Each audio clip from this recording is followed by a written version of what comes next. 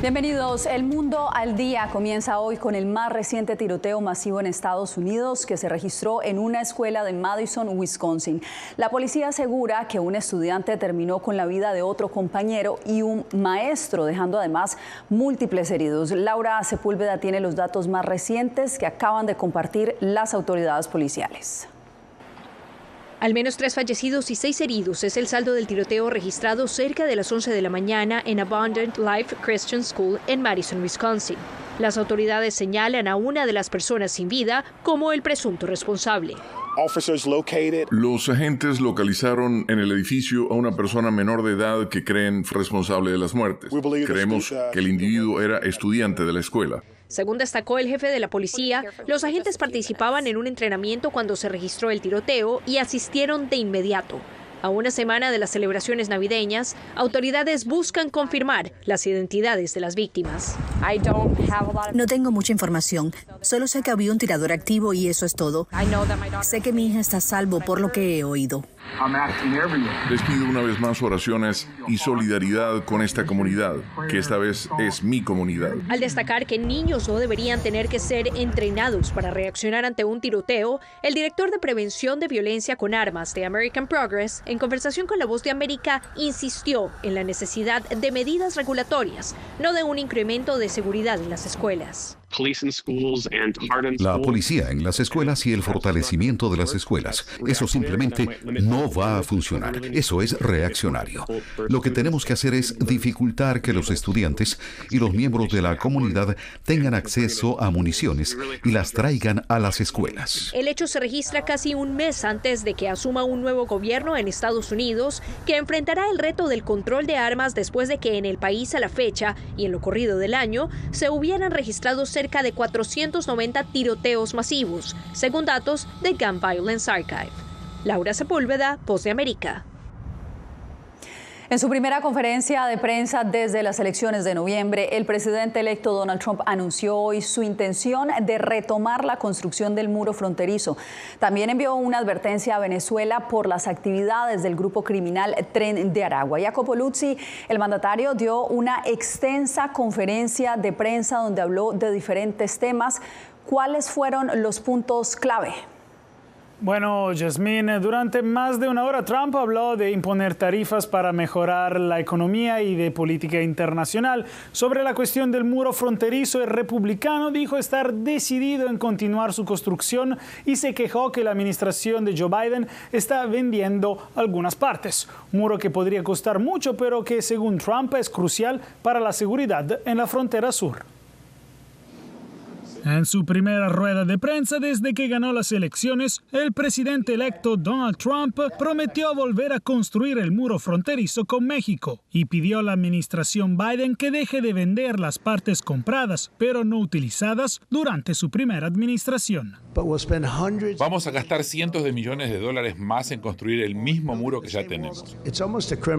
Es casi un acto criminal. El republicano amenazó con adoptar acciones legales para detener esta venta de trozos no utilizados del muro fronterizo. El año pasado fue el Congreso a exigir a la administración Biden el desecho de las partes no utilizadas. Al mismo tiempo, Trump mencionó a los miembros del grupo criminal venezolano Tren de Aragua, que opera incluso en Estados Unidos, enviando un mensaje claro al gobierno venezolano.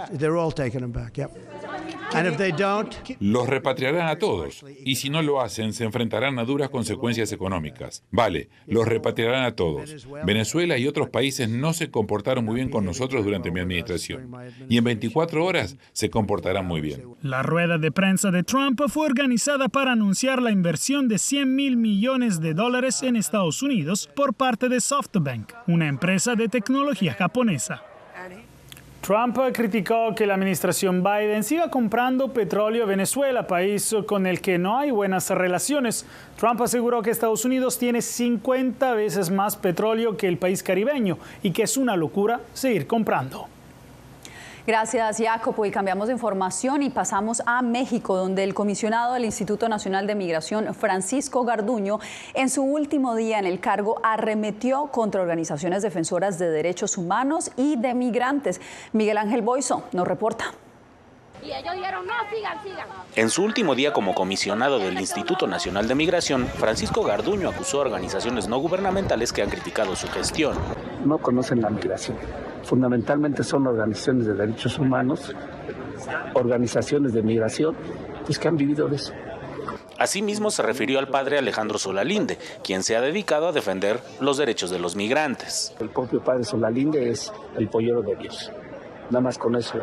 Imagínense por qué, porque promueven las caravanas, lamentan el trato que se les da, pero no hacen nada por tratar de resolver su problema. Ante estas acusaciones, el padre Alejandro Solalinde expresó sorpresa. Porque él siempre ha conocido mi trabajo.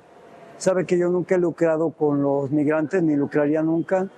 Son las personas que amo y jamás los reduciría a un costo, a un dinero.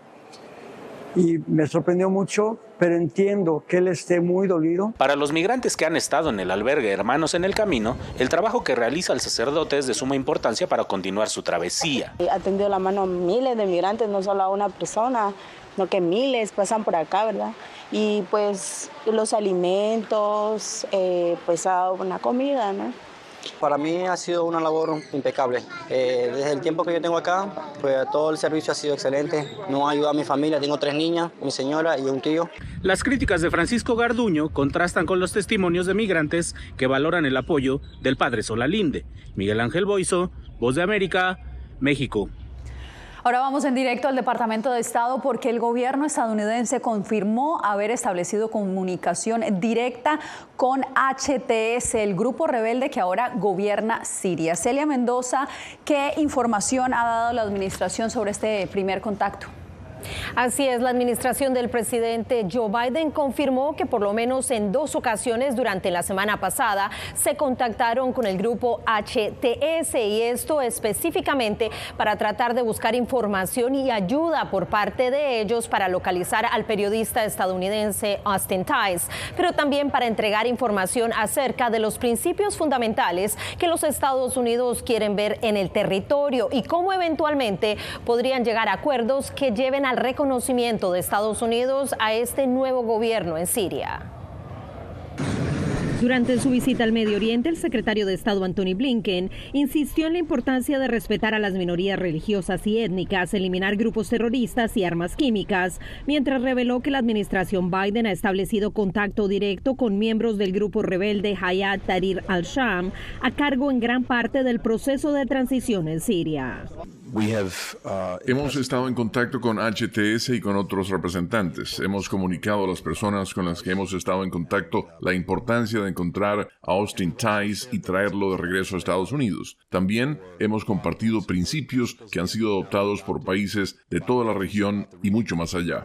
Blinken asegura que es fundamental ver la adopción de estos principios a medida que aumenta la expectativa en torno a la posibilidad de que HTS y su líder Abu Mohammed al-Golani sean removidos de la lista de terrorismo de Estados Unidos. El encargado especial de la ONU para Siria, Geir Pedersen, tras reunirse con Golani en Damasco, insistió en la importancia de eliminar las sanciones, en especial económicas, y analizar el futuro de la resolución 2254 del Consejo de Seguridad. Necesitamos ver que esto se solucione rápidamente. Es de esperar que veamos un rápido fin de las sanciones para que podamos ver realmente una movilización en torno a la construcción de Siria nuevamente. Estados Unidos aún no ha indicado estar dispuesto a eliminar sanciones económicas a Siria. Nuestras sanciones nunca pretenden ser permanentes. Siempre imponemos sanciones para intentar hacer cambios de comportamiento y si vemos cambios de comportamiento, por supuesto, estamos abiertos a levantar nuestras sanciones. Y mientras el pueblo sirio continúa celebrando la caída de Bashar al-Assad, en un comunicado publicado en redes sociales, él indicó que su salida del país no fue planeada ni ocurrió en las últimas horas de la pelea, que no era su intención renunciar o buscar refugio. Assad tiene una orden de captura de la Corte Penal Internacional. Para el enviado especial de las Naciones Unidas a Siria es fundamental que se busque la manera de dar rendición de cuentas y que las personas responsables de cometer crímenes contra el pueblo sirio puedan ir frente a una justicia creíble, pero también alertó de la importancia de que no haya una búsqueda de venganza. Celia, y precisamente el grupo rebelde que ahora lidera a Siria busca extender en el resto del país el modelo con el que gobernó por años la provincia de Idlib. Pero ¿cómo será ese futuro para una nación que ya está dividida por la guerra? Joan Cabasés Vega recogió testimonios de civiles en Idlib y voces críticas que se levantan desde otras regiones. El nuevo gobierno interino en Siria está liderado por el grupo fundamentalista Hayat Tahrir al-Shams. La política que los nuevos líderes de Damasco tengan pensado llevar a cabo es todavía un misterio, pero existe un precedente en el que fijarse. HTS gobierna desde hace años en Idlib, un territorio en el noroeste del país. La zona era hasta ahora un enclave rebelde al ejecutivo de Bashar al-Assad. Ahora supone una posible mirada al futuro hacia lo que le espera a Siria. El territorio de Idlib ha estado aislado de Damasco y de la zona controlada por el gobierno sirio durante años de guerra civil. Aquí, grupos opositores a Bashar al-Assad establecieron en 2017 lo que apodaron el Gobierno de la Salvación. Los mismos impulsores son quienes ahora lideran el nuevo gobierno interino post-al-Assad. Abdelrahman lamenta la fractura que durante años le ha separado de seres queridos que residían en la zona controlada por al-Assad. Nosotros sabemos cómo la población que vivía bajo el régimen de al-Assad vivía una vida miserable. Han ido a la cárcel, han sufrido injusticia, sin libertad de expresión.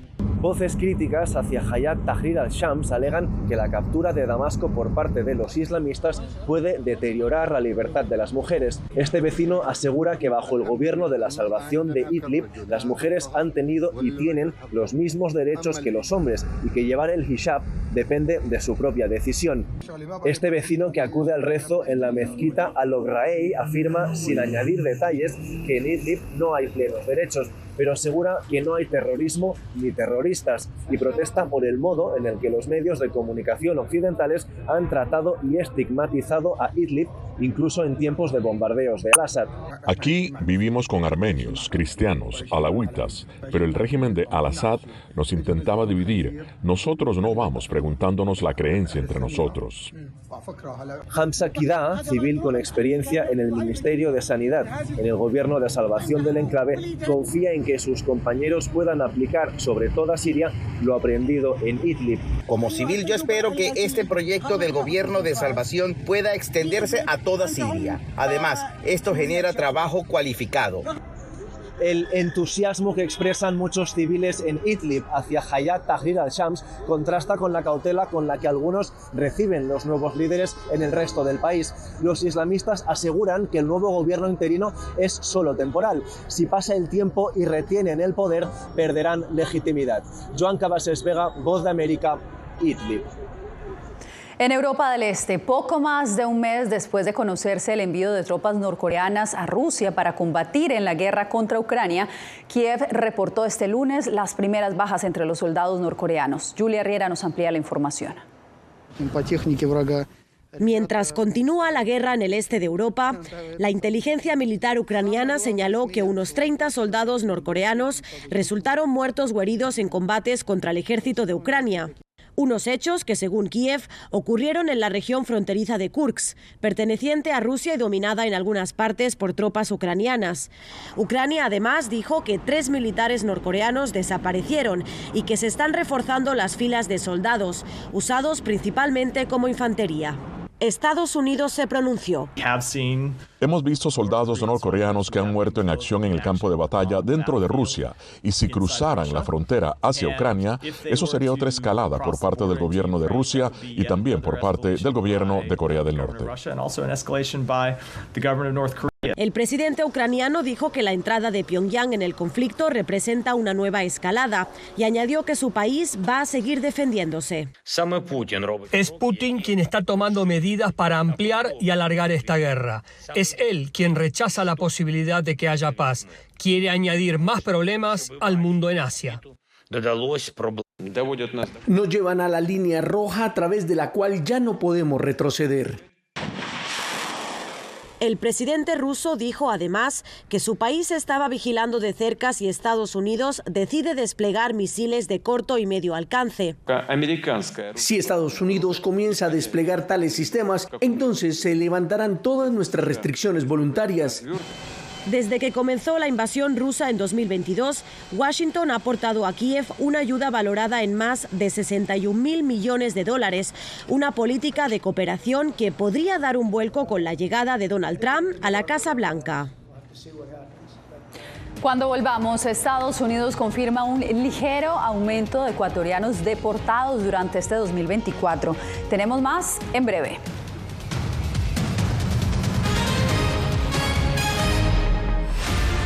Siento miedo de ejercer periodismo. Periodismo. La prensa libre importa. Una coproducción de La Voz de América y Teleamazonas. Siento miedo de decir que soy periodista. Disponible en vozdeamerica.com. Soy Celia Mendoza, corresponsal internacional de La Voz de América.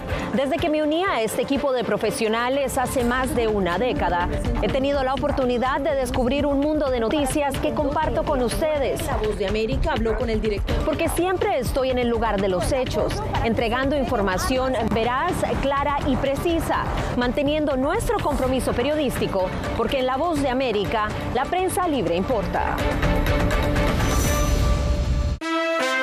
Retroboa. Soy Salomé Ramírez. Soy Mixi Macías y te invitamos a que conversemos de los temas actuales que más te interesan. Acompáñanos en un podcast en vivo en las plataformas digitales de La Voz de América. ¿Qué me pongo mañana? ¿Te regresas para el crucero? Todo incluido. Conéctate con nosotros a través de Retroboa en las plataformas digitales de La Voz de América.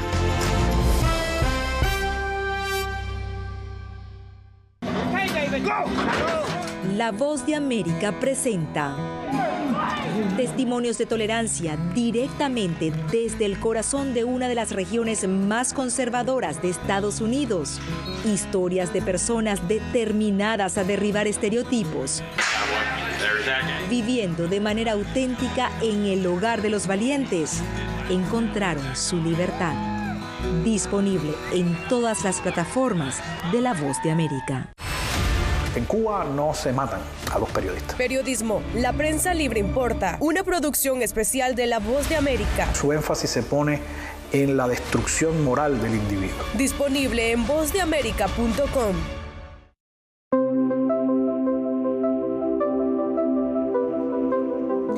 Estados Unidos se mantiene como el principal destino para los migrantes ecuatorianos. Según un estudio de la Organización Internacional para las Migraciones, más de 1,2 millones de ecuatorianos planean emigrar en busca de nuevas oportunidades. Néstor Aguilera tiene la información. Mucha pena, mucho dolor, mucha tristeza, tener que dejarlos. A los 61 años de edad, Mariana López decidió migrar por segunda vez a España, donde se había radicado en 2001. Tras regresar a Ecuador en 2013, afirma que la situación hoy está mal. No estamos bien, no estamos seguros aquí con tanta delincuencia y aparte de eso, por la edad que uno se tiene, tampoco le dan ya trabajo. Entonces nos toca emigrar. Una encuesta realizada entre marzo y abril de este año por la Organización Internacional para las Migraciones, OIM, reveló que al menos 1.200.000 ecuatorianos tienen la intención de migrar al extranjero. Nuevamente, como efecto de la crisis estructural, muchos ecuatorianos empiezan a salir y también extranjeros.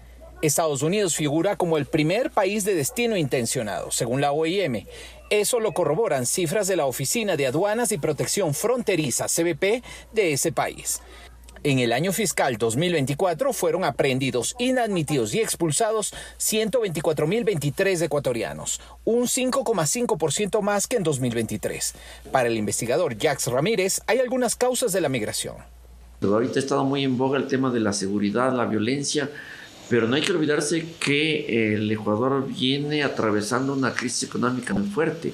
Pese a esa aseveración, la Cancillería aseveró el pasado 11 de diciembre que durante 2024 las cifras migratorias reflejan una disminución significativa de ecuatorianos en tránsito en las principales rutas utilizadas para intentar llegar a los Estados Unidos de manera irregular.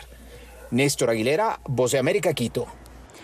Usted quédese porque en instantes aumenta el saldo de muertos en custodia del gobierno de Venezuela tras las elecciones presidenciales.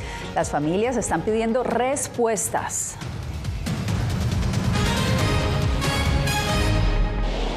Algo he aprendido estos últimos años y es el darme cuenta de que nosotros podemos planear todo, pero que la vida tiene cosas para vos que no te imaginas. Me duele porque estoy aquí por ese país que hoy me quitaron. Yo siempre he dicho que la libertad está en la mente y el hecho de que tu cuerpo esté en un lugar no significa que no sos libre. Siempre me sentí libre, incluso estando presa me sentí más libre porque pude darme cuenta que si estaba ahí es porque realmente he elegido qué hacer con mi vida. Soy Claudia Saldaña, corresponsal de La Voz de América en El Salvador. Ejercer el periodismo es un desafío que crece constantemente frente a la complejidad del escenario político de mi país. Presentar todas las voces, todos los ángulos y el contexto nos permite ofrecer a ustedes, nuestras audiencias, un panorama más completo de nuestra realidad. La imparcialidad está en el ADN de la VOA y me siento orgullosa de ser parte de este gran equipo de profesionales que demostramos cada día por qué la prensa libre importa. Llenó de orgullo a su nación conquistando títulos alrededor del mundo.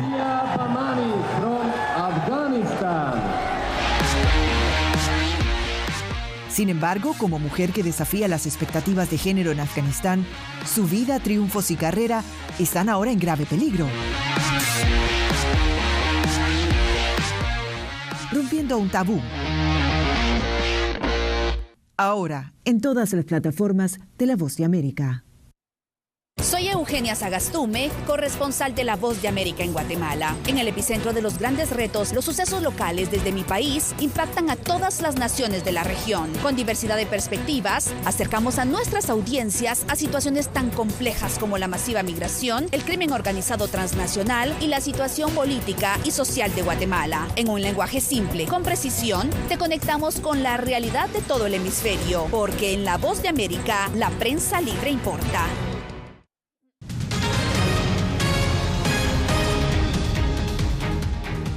En Venezuela, 3 personas detenidas luego de las elecciones presidenciales del 28 de julio han muerto en custodia de las autoridades. Adriana Núñez Rabascal nos informa que las autoridades ahora ruegan que les devuelvan los cuerpos.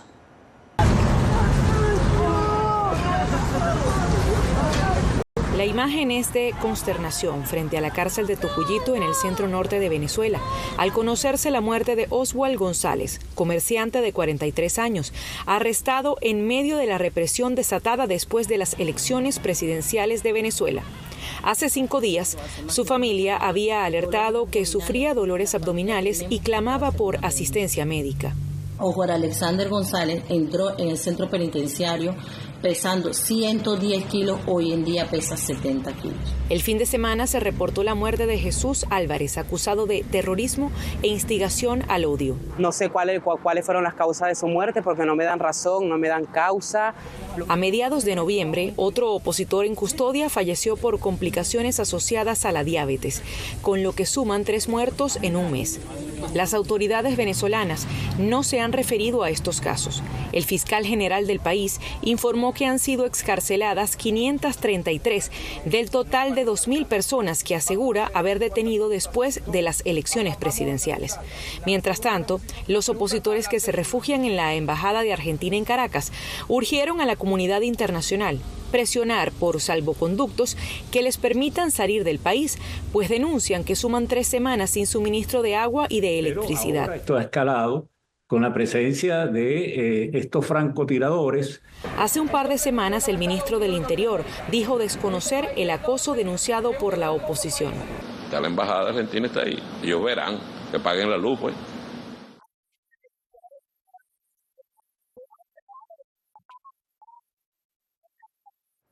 Bien, y Netflix da vida a 100 años de soledad, un homenaje a la obra maestra de Gabriel García Márquez. La historia en breve.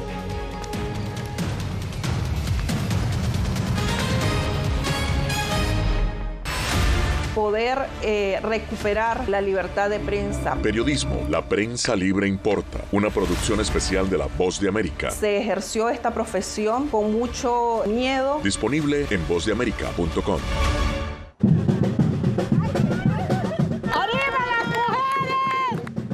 Nos dicen, ustedes son unas mujeres chingonas, tirándose en el campo y además descalzas. Tenemos 5 dedos y los hombres también tienen 5 dedos. Si los hombres pueden, ¿por qué nosotros no podemos?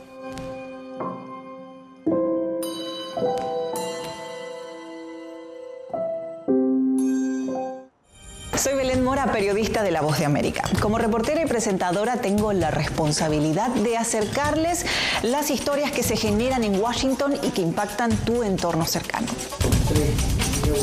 Desde perspectivas diversas en un ambiente informativo en constante evolución que pone a prueba y nos hace poner en la balanza nuestros valores profesionales, te presentamos información veraz. Porque en La Voz de América, la prensa libre importa.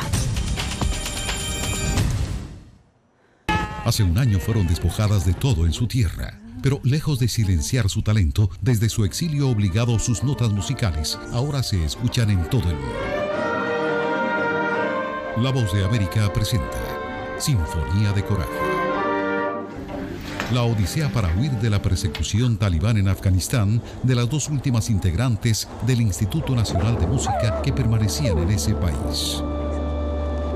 En todas las plataformas de La Voz de América. Hasta la fecha hay 96 periodistas asesinados. Periodismo, la prensa libre importa, una coproducción de La Voz de América y BTV. El tema que más nos convoca es el tema de la violencia. Disponible en vozdeamerica.com.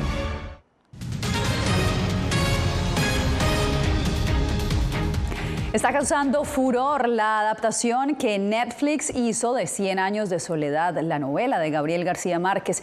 Pero ¿cómo lograron capturar la magia de su compleja narrativa? Verónica Villafañe habló con el director y los actores sobre los desafíos de llevar esta obra maestra a la pantalla. Vamos a construir ese lugar soñado. La primera adaptación audiovisual de 100 años de soledad es una de las producciones más ambiciosas realizadas en América Latina. Netflix colaboró estrechamente con los hijos de Gabriel García Márquez para honrar su visión de la historia de la familia Buendía y el mítico Macondo. Que le demos el formato de 10, 14, 16 horas adecuadas a poder adaptar una obra tan compleja y también obviamente que sea filmada en Colombia, en español y con actores colombianos. Alex García López dirigió 5 episodios que exploran personajes atormentados por la locura, amores imposibles, guerra y supersticiones.